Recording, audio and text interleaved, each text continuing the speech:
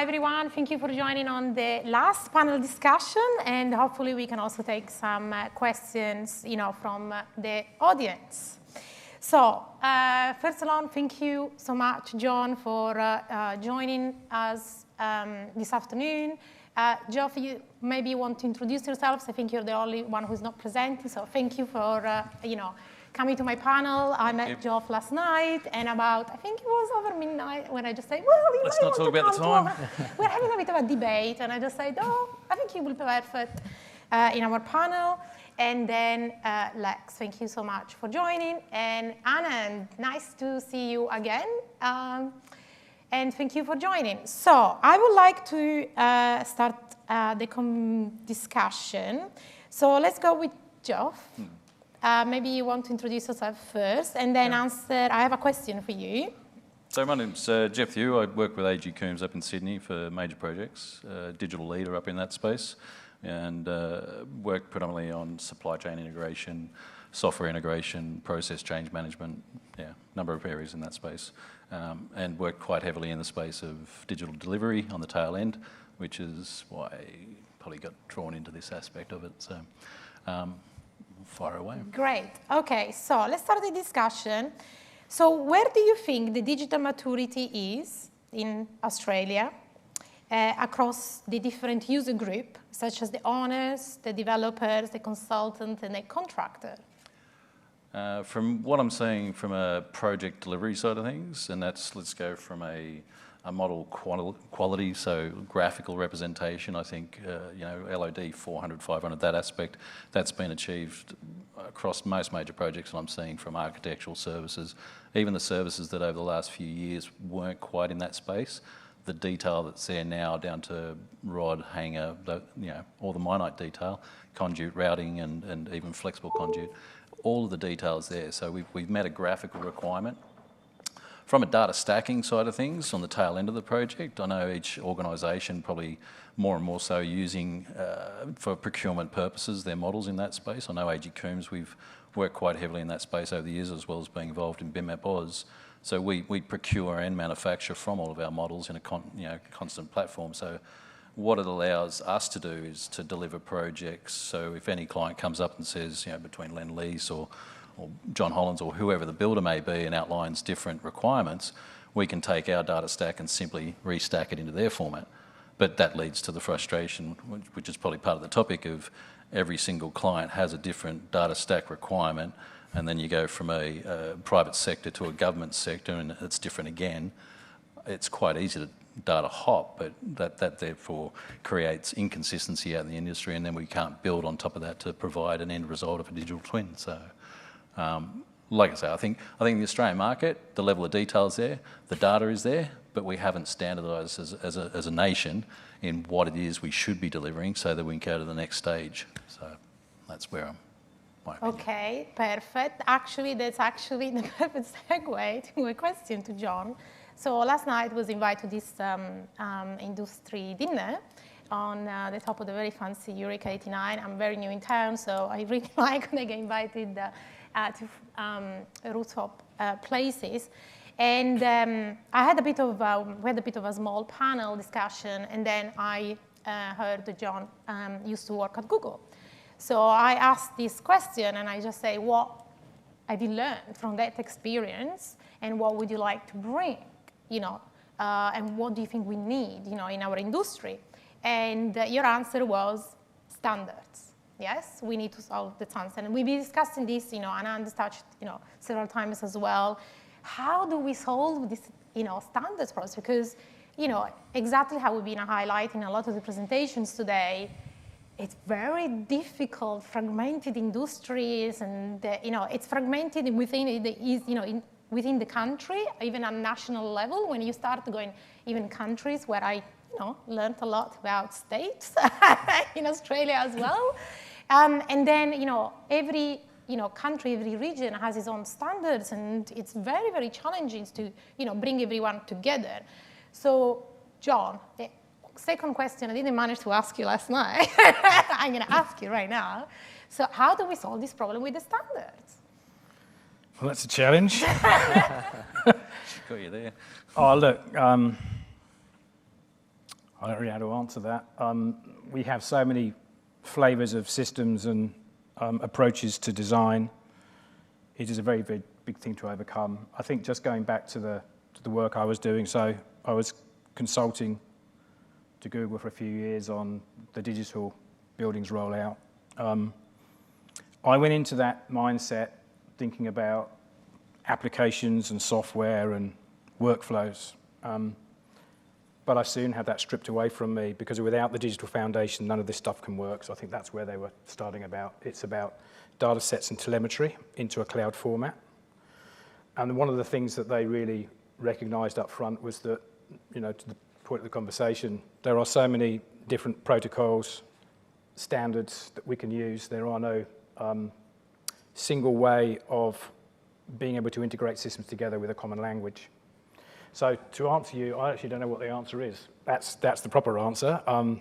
I think that we're getting closer because with the new protocols that are coming out to cloud. So for instance, we used to integrate using the protocols that were in the building to go to cloud. We mustn't do that anymore. We must be using the cloud protocols such as something called MQTT, which is a lightweight telemetry protocol. And within that, embed it with an open source payload, such as a JSON, which you can read in plain English, which has a topic structure. And although I'm getting a bit sort of nerdy here, once you see what that looks like, anybody can read it, anybody can understand it, and it really opens up the world to be able to search what you're looking for. So I think that will be the new standard. I think it will be MQTT, JSON. And if you want to go on and have a look in the search engine, have a look at, if any of you are a member of GitHub, you can have a look at something called DAQ, which is Device Auto Qualification System that Google came up with as well. And it's a way of qualifying the information that comes out of the devices to make sure it fits to a certain standard. So I think you'll find, and what I was talking about earlier was that with the tech guys coming into our industry now, they're going to really open our world up to make things a lot easier for us. Does that help? Yes, it does help. I was very curious about the answer because it's very, it's very difficult. And the point I always make with, I don't know if you were here for my presentation, is like, we need the Google equivalent of our buildings because, interestingly enough, what I mentioned is that the geometrical elements are very important and they have their own place. But the reality is we need to be able to have structured information that we can search. And I found fascinating how is it possible we can structure the entire world and Google managed to do that and put in a search engine. Why can we not do the same? And what are the barriers to implementing? So let's go to Anand. So thank you very much for your presentation. And this is actually the first time we talk since the publication of the RICS publication. So Anand, thank you. You were one of the reviewers. So thank you so much for your kind contribution. So I have a question, for you in terms of, so how, do you have an answer to this question in terms of the, standards? Because, you touched points, a few times. And is there anything that you can add, to the discussion on how we're going to solve this problem and what we should focus on? Because, we both agree that it's about use cases. We go, and then maybe could be a starting point. But how do we solve this problem? Yeah. So I have a view on this, Christina, and I'll share that. I do think that it has to be broken down into its component parts. Standards is a very broad term. So what are we talking about? So are we talking about the building fabric? Are we talking about IoT data? So the first step would be to say, we need standards to describe the fabric. We need standards to describe the performance data. And once we establish that, then for the fabric, there are probably three specific topics we need to touch upon. One is classification. How do we classify the world as the built environment world? There are many classification systems out there, but how do we make sure that everybody consistently classifies them in a certain way? So creating a standard, a project-specific standard or a client-specific standard or an organizational standard is critical. There are many standards and therefore there is no standard, but you have a choice of adopting a standard for your own organization. So classification is one. A related topic would be taxonomy. How do we describe these classes of building elements in a consistent way? Again, there is COBie, there is other standards, but we've got to pick one. It doesn't matter what. So if we can then string it together, the classification strategy, the taxonomy strategy, and then the third piece is the data model. And for the data model, again, there are ontologies that are available. There is the real estate core ontology, there's the brick schema. So there are plenty of standards. I think the problem is more about not really connecting the dots and saying, for me as an organization, if I am an owner of an asset or I'm a developer of infrastructure, I need to be able to prescribe what will be my standards by stringing together the pieces required to describe the fabric, the pieces required to describe the IoT data. MQTT, JSON, perfect example. Those are really amazing new technologies that makes it a lot easier to consume. But how do we organize that? Is it using brick schema or using Google's digital buildings schema? Again, I would only summarize saying there are standards, many options. Clients have to make a choice. They need a proper advice to string these things together and communicate it well. Lex, yes. Software vendor to software, provider. Mm-hmm. What, do you have the similar view as Anand? What's your take and experience? Definitely. So I think as a software provider, we're probably not involved, in project that deep compared to, developers, consultants, or contractors.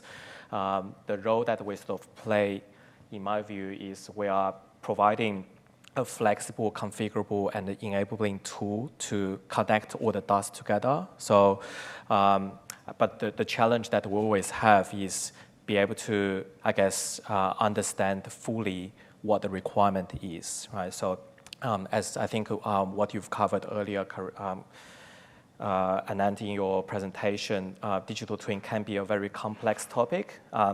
And I think a lot of that comes down to the education piece, starting from why do we even do it, and what process and workflows can we put in place to make sure that we're doing it right, so that everyone becomes a winner by following this particular process. So definitely, standardization, classification, using a standard such as VB's classification or any other bespoke classification system out there, it is going to be a very important milestone to ensure that everyone is aligned with the process, and coupling with the technology co-benefits.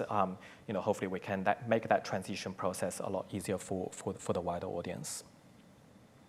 Thank you. I want to start taking questions from the audience, as we not managed to have Q&A earlier. Any questions? Any burning questions from the audience? Thank you, Amanda. Any questions? No. Okay. Think about it.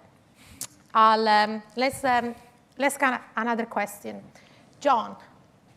We had a bit of a debate earlier on dashboarding. I think this is going to be interesting to hear the view, especially from John and and Anand. So, as probably came across in my presentation, I'm getting really frustrated on spending so much time and effort in creating this beautiful geometrical representation of the asset that is missing, the rich data and the insightful information I'm looking for. So my version, and I strongly advocate for most of the time for a solution as a dashboard, right? Because that's what I'm looking for. I'm looking for the Google, right? And what instruction information that gives me more than what I don't know. But what I heard earlier, which is the reason why I ended up inviting you here, is that actually you have a very strong view on dashboarding. Would you like to share that on probably where does it work and where it doesn't work? Look, dashboards have a purpose, but I think we're in dashboard saturation at the moment. I think that the problem that we have is that the market is selling the dream on the back of lots of fancy-looking graphics.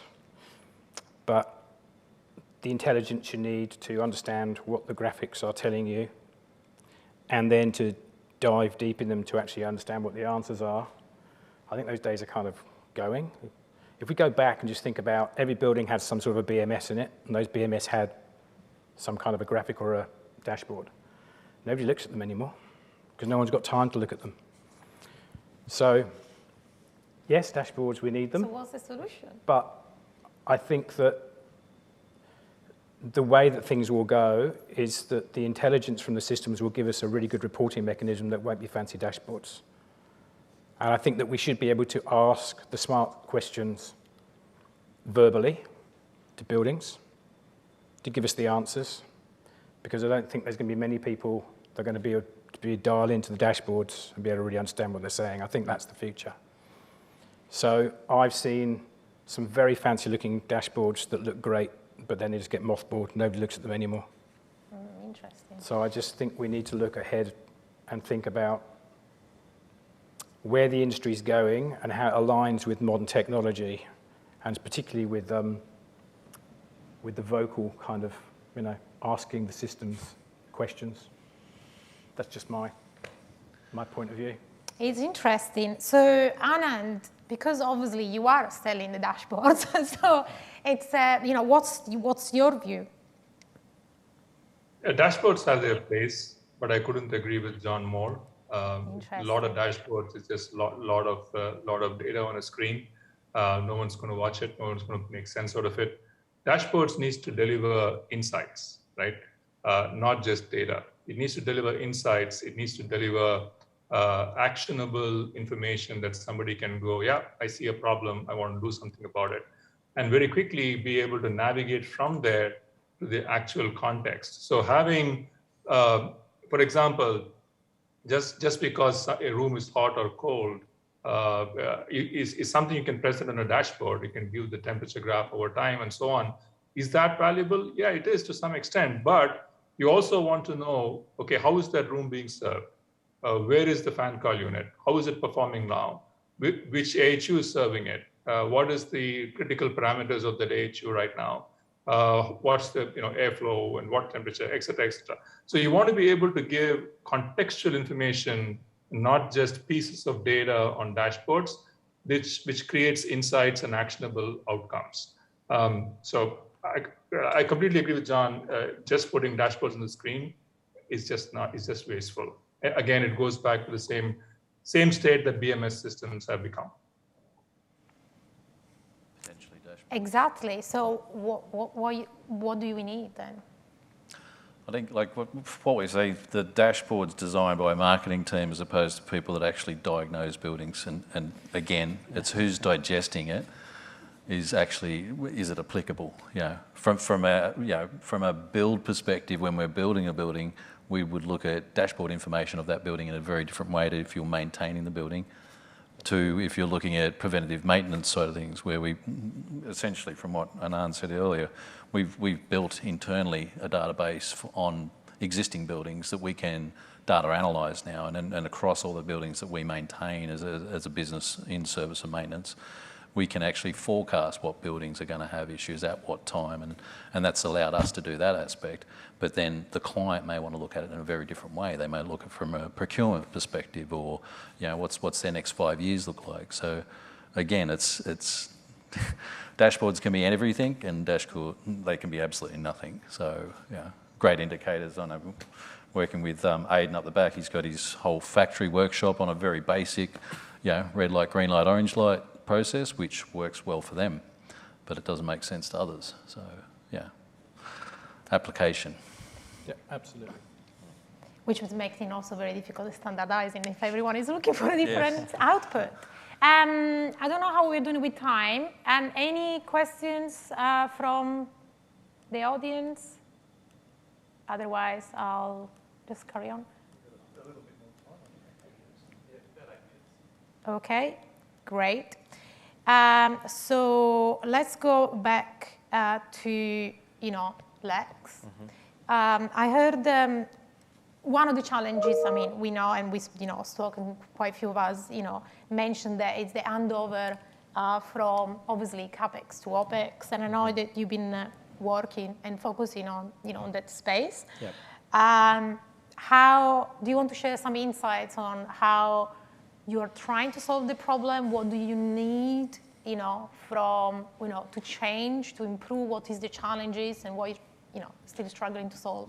Yeah, definitely. So from handover perspective, I think the challenges that we have, probably the biggest challenge that we have encountered so far is the project specification is very loose around what the owner actually requires the builders to provide at the end of the project, let alone the timing. When do we start collecting the asset data, handover information, and how do we structure and organize that information? I think is really the challenge. A lot of cases from what I have seen so far, working for Zutec for the last year, handover information is sort of done in the last minute, about 3 to 6 months before the end of construction, and then I start having the conversations with asset operators and facility managers.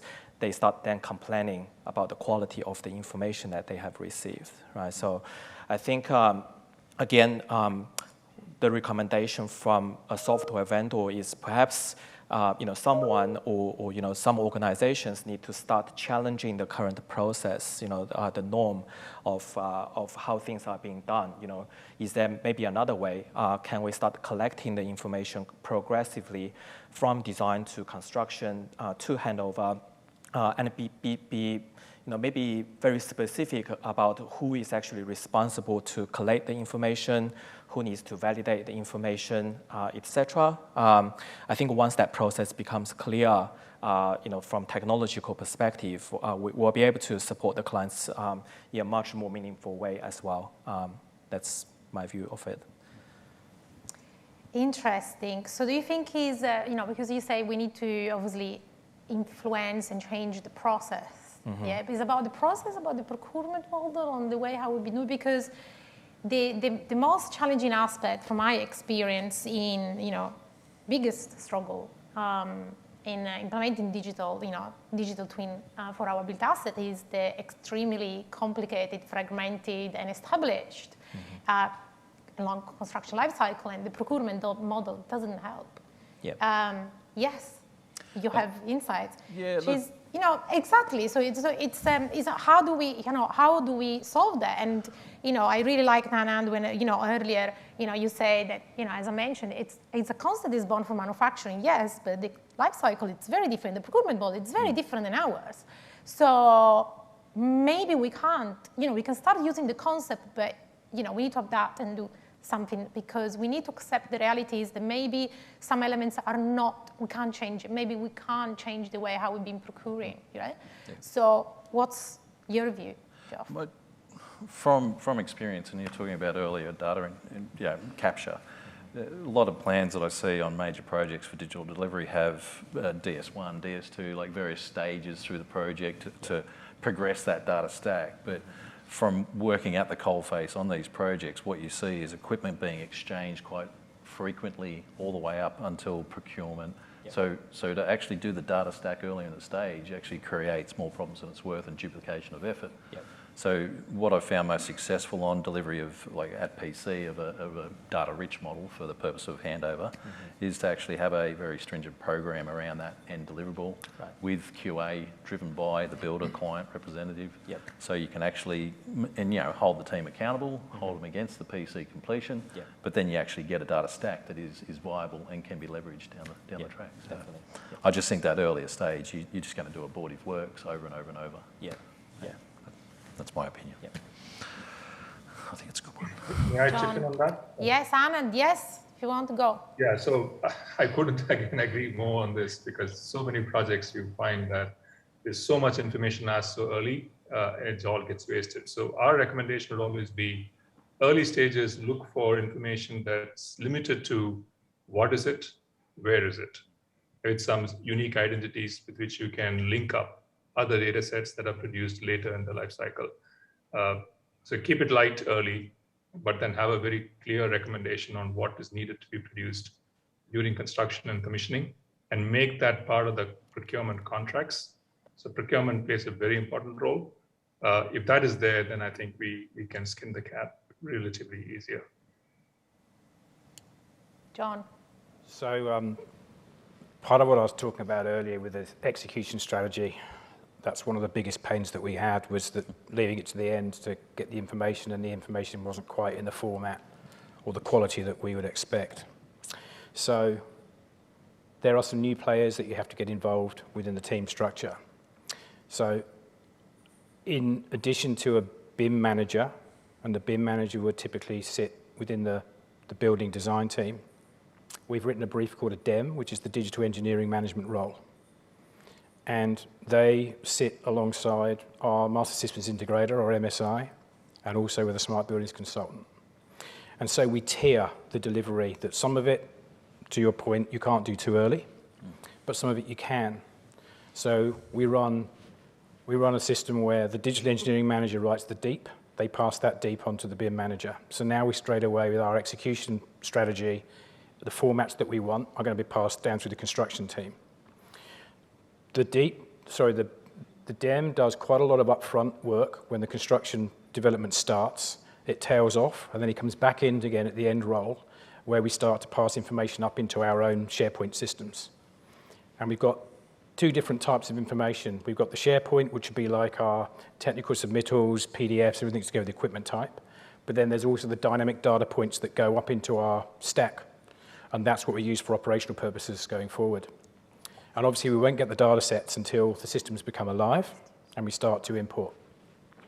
So working with those three individuals, we are able to progressively pull information into our systems.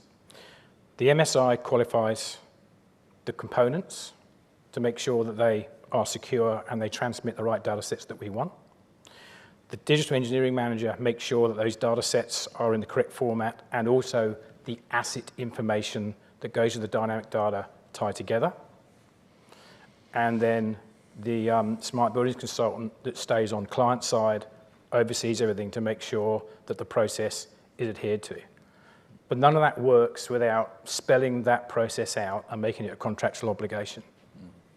So, and this is why I was talking earlier that you've got to get that strategic bit right. One thing that we try not to do, which goes a little bit against the grain of what's been said, is to define what we're looking for up front. Because if you very early in the piece start to design the outcomes you're looking for, you're setting yourself a concrete path. And we need to be very, very agile. So we focus on having a really good, rich data set in the right format, and using the concept of a fluid automation engine that we can create the workflows and the experiences on the fly, but we can change our minds along the way. Because those experiences are twofold. One would be the operational piece, and then the other one would be the customer piece. We can guess quite a lot of the operational piece up front, but we can't really guess the customer piece, and the customer piece will change until they actually get the keys to their tenancy. This is why it has to be agility all the way as far as you possibly can. Great. So we have time for one last question. So yes, we have a question from the audience. Just wait a second. Sorry, say again? How do you write agility into your contracts? Because that seems to be a big part. No, it's all right. That seems to be a big part of the way your workflow structures, and those three disciplines, obviously. And the second part of the question, do you get the BIM manager, the other two managers, do they work for you, or do you engage them and make them engage to work for the contractor or the sub-consultants? So it's sort of two questions. Okay, so I'll answer the second question first. So the Smart Buildings consultant stays with us. The Digital Engineering Manager stays with us. The MSI is engaged by us and gets novated.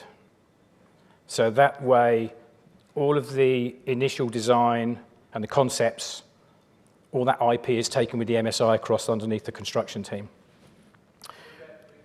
So the BIM manager, we would leave within the construction team. It's up to the builder how they want to do that piece of work. Some of the biggest challenges that we've had is actually getting the BIM model from the builder in the format that we want, with the data sets that we want. And a lot of it is, we've experienced, it's our IP, so you can't really have that information. So, and also, do we really need the BIM model to operate the building? The jury's out on that at the moment. I really don't know whether we need that. And where the complexity is that we could have a BIM model that's very accurate to base build. Once tenancies start to do their own fit-outs, it's very difficult for us to dictate to them, by the way, you've got to use full 3D design and a BIM model, because they've got their own design teams, right? So there's a big void between base building and tenancy. So to end up with a completely accurate model of a building that's fully fitted out is almost impossible to do, in my opinion and from what I've experienced. With regards to the agility piece, if we specify the data sets in the right format and going into our environment that we control, we can be agile with it. So we wouldn't expect the contractors to be sort of like, oh, what do you want? We don't know. You need to try and price for it. That's not where I'm going. I'm saying that we will be very, very clear. These are our technical expectations. These are our data expectations. These are our tagging expectations. So we can be agile with it. I hope that answers your question. Geoff, do you have more suggestions? No, I think I'm done for the day. I can feel the vibe. Come on, bring it on, bring it on.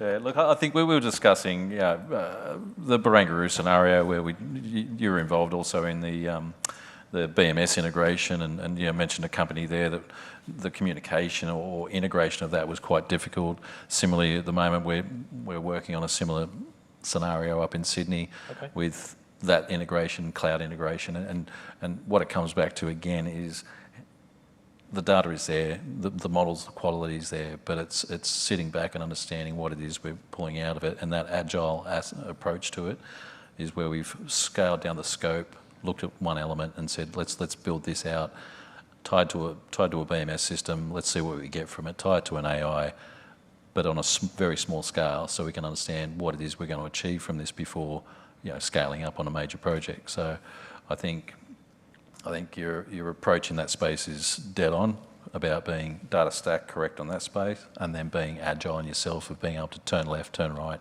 because at the moment it is one particular building operation system, but we could move to the next job and it's going to be a totally different one. So we need to be able to understand what that is, and probably coming back to your language when you're saying a particular language that can communicate from a web platform side of things.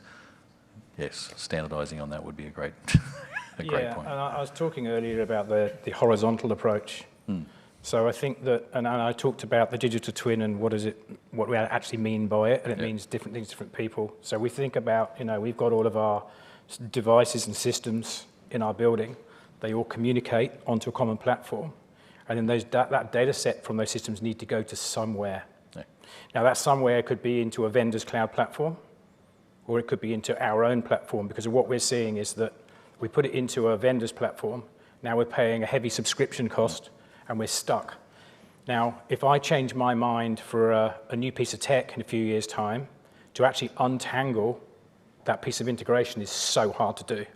But if we've got separation between devices, communications, and a data layer, and the data layer is in a really good format, we can just plug the apps in. And it's like the single pane of glass for me is a bit of a problem, because of no one application is the best at everything. So it has to be the iPhone-esque building, where you have a good operating system and you use the applications of choice that give you the best value that you can flick and replace when the appropriate time is right. Yeah, honestly, and this is like, my experience in the sense that unfortunately, to date, all the procurement models just allow you to deliver what it's on the contract, and with not really forward looking on, but what technology is going to be available in 30, 50 years time. So if there is definitely one advice give is it's all about the data. It's all about what you want to achieve in the long term, and ensure that you have thought about on reusing that data for very long time. We're talking about hundreds of years, potentially. So you really need to have that in place. Anand, any closing remarks before I'm I'm asked to close here. Yeah, I think we are all totally aligned on this thinking that you twin your world with very specific, clear expectations of what you need to bring together. And then you bring it together in an environment which gives you the agility. I call it composability. That's really the core, right? You bring the data together, but be definitive about what you want, because if procurement structures are not set up for it, you're not going to get it. Once you get it, the composability or the agility of how you use the data needs to be flexible. Yeah, that was great comments there. Thank you. Lex, last one for you. Yeah, so I think everyone covered all the concepts very well. I guess maybe just looping back to maybe broader concept rather than just purely looking at values that it provides, but also along the lines of risk mitigation. I think a real, I guess, structured asset information requirement, all those information that's been captured, you kind of understand how the information gets enriched from early stage towards the end in the operation. It's really going to provide a lot of risk mitigation assurance to everyone who's involved on the project.